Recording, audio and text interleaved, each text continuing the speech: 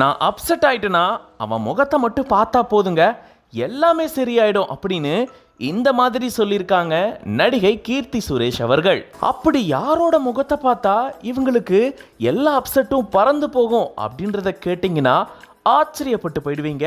அந்த மாதிரியான ஒரு தகவலை தான் சமீபத்தில் ஒரு இன்டர்வியூவில் சொல்லியிருக்காங்க கீர்த்தி.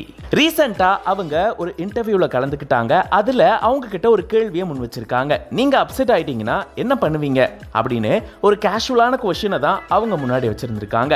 அதுக்கு கீர்த்தி சுரேஷ் என்ன தெரியுமா சொல்லியிருக்காங்க, நான் அப்செட் ஆகிட்டேன்னா உடனே நல்லா சாப்பிடுவேங்க, அதுக்கப்புறம் கார் எடுத்துகிட்டு எங்கேயாச்சும் தனியாக டிரைவிங் போயிடுவேன். அப்படி போகும்போது நான் நிறைய பாடல்கள் கேட்பேன். வீட்டில் ஒரு நாய்க்குட்டி வளர்க்குறேன்.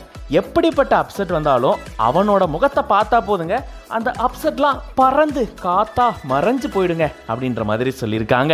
ஆஹா, நாய்க்குட்டியோட முகத்தை பார்த்தா உங்க அப்செட் போயிடுமா, நீங்க சொன்ன அவன் இவன் தானா அப்படின்னு சொல்லிட்டு இதை கேள்விப்பட்ட நிறைய பேர் இவங்களுடைய ரசிகர்கள் குறிப்பா சோஷியல் மீடியாவில் இது தொடர்பான கருத்துக்களையும் பதிவுகளையும் பகிர்ந்துட்டு வராங்க.